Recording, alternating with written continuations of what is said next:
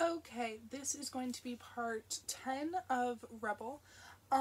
Again, like, comment, subscribe, all the fun things. It really helps me out more than you could ever know. Okay, Daniel. My heart's still hammering from my evening with June by the time I step out of the elevators and into the streets of the Undercity. My lips still burn from our kiss. A million thoughts run through my mind and I find myself cursing silently at everything I did. What a gaudy idiot I am. Why didn't I just tell her exactly how I felt? What kept stopping me in the moment? So what if she doesn't feel the same way? Am I such a coward that I'd rather not know? I sigh, indulging in my bad mood as I shove my hands in my pockets and hurry through the grungy streets. If I let myself, I could almost pretend that I'm back walking through Lake at night. Maybe nothing's changed at all since June and I first got together all those years ago. By the time I arrive on the scene in the darkest district of the Undercity, there must be at least half a dozen AIS drone vehicles blocking the intersection, their flashing lights painting the buildings in alternating washes of red and yellow, adding to the mess of colors from the neon signs hanging overhead.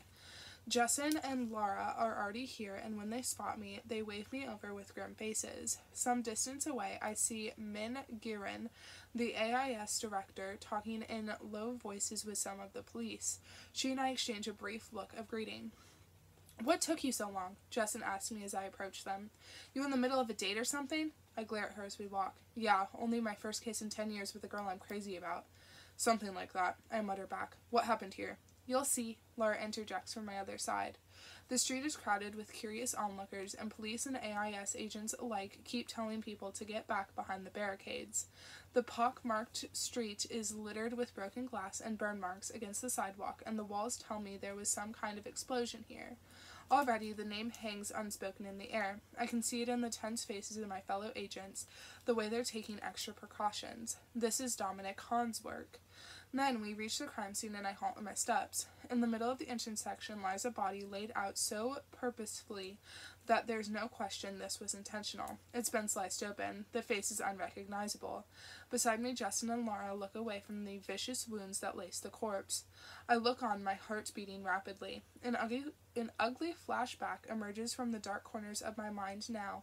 The memory of bodies piled next to me as I woke up among them, terrified and in pain. The memory is so vivid that I barely register Min coming over to stand beside us. Her lips are folded into a grim line as she studies the body with us. "It's him, yeah?" I say to her in the beat of silence that follows. "He did this?" Min nods towards the telltale red handkerchief tied to the corpse's ankle. "And he wanted us to know it," she replies. The kind of cruelty that Dominic Hahn inflicts on his victims is so sharply reminiscent of what the Republic used to be like, what Commander Jameson used to do, that I feel an ominous weight on my chest. This isn't just the work of a sadistic criminal. This is the manipulation, someone trying to send a message, someone threatening the city with his power. "Who was he?" I ask as I bend down beside the body. "Do we know yet?" Laura nods. "A councilman in the president's inner circle." This stops me cold. The president's inner circle. My eyes go black to the mutilated figure before us. Most of Han's past attacks have been against people who couldn't repay his debts, but an act like this is bold beyond relief. Had this councilman owed him money too? It's possible. But this isn't a regular citizen. He had bodyguards, all kinds of security attached to his account. If Han was able to do this to a prominent councilman in a coordinated attack, then he's not only growing more confident, he's got more connections in powerful places than I thought.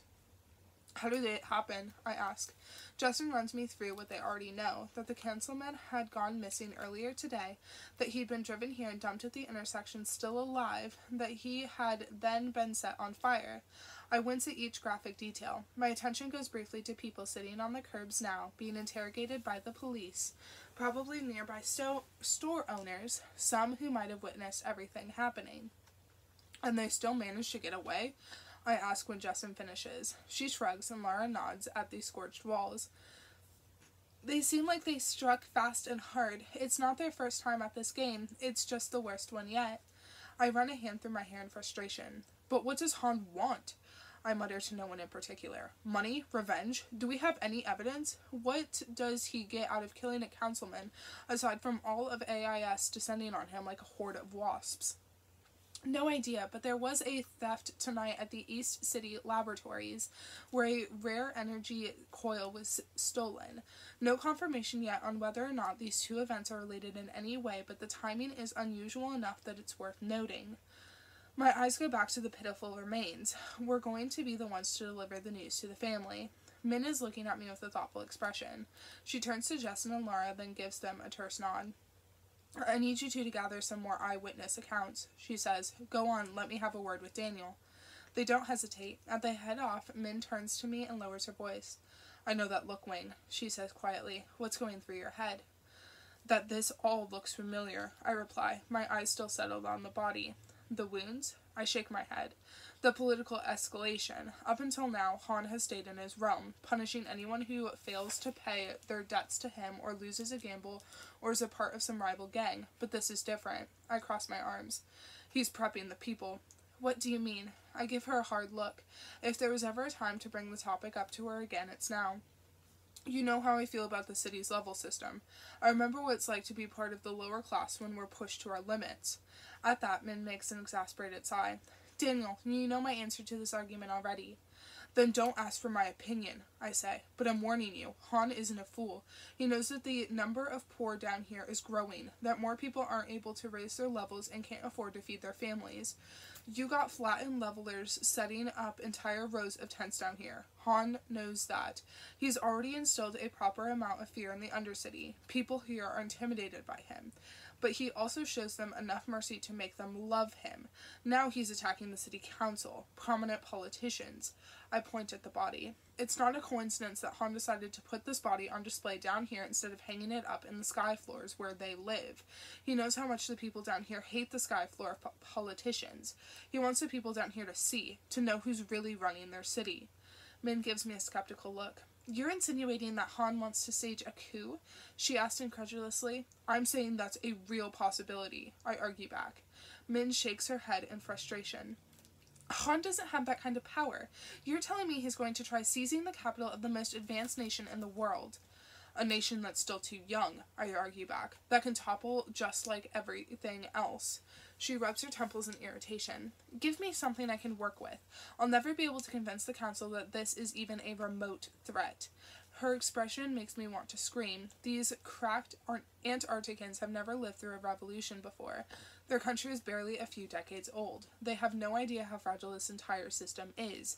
Everything always seems like it's going fine until suddenly one day it's not. All of you think this place is invincible, I snap. You don't see the poison bubbling under the surface. That's been here since day one. What do you propose we do, then? Find a way to Han's side. We've had no luck hunting him because our relations with the Undercity are so poor. And how are we going to do that when we don't know the first thing about him?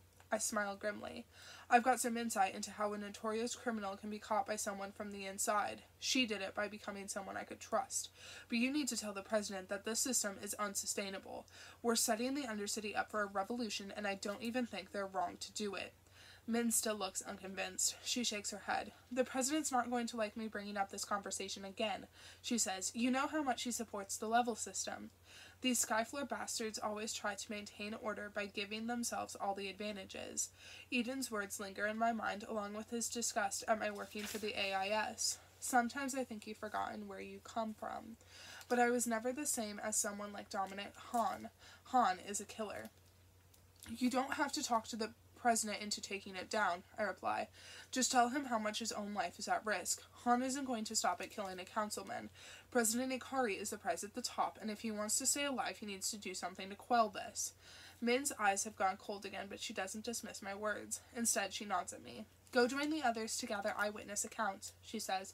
We'll talk again later. She doesn't wait for me to respond before walking away with her hands in her pockets. Justin comes up to me as I watch the director go. I think we're narrowing down where the drone's race final is happening, she says to me, sending me a virtual map of the Undercity. Yeah, I answer. Yeah. It might be the same place as the semifinal. We've pinpointed a few scattered crowds idling on the sides of the streets. Looks like they're waiting around for drones to pass through. Then it's happening very soon. She nods. It's too hard to track the drones since they move so fast. We can only rely on the gathered crowds.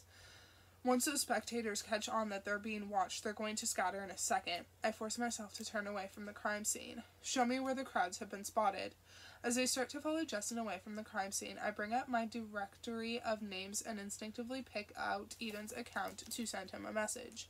But he's offline again, the tracker on his system disabled. Barely a day since our argument, since he almost got a knife to the stomach down in the Undercity, and he's already at it again, off to do hell knows what. I sigh. What do I have to do to force him to stay put? Tie him down to a chair? Maybe he's back home, I tell myself, or out celebrating as he should be. Today had been his last day of classes after all, and he could be out with his friends, laughing his head off in some sky floor bar. If I track his location and find him again, he'll know, and that won't get me anywhere with getting him to open up. I take a deep breath and try to ignore the nagging feeling in my gut, but all that swirls through my mind are memories of the days when Eden was lost to me, when the Republic had taken him somewhere and I had no idea where he was.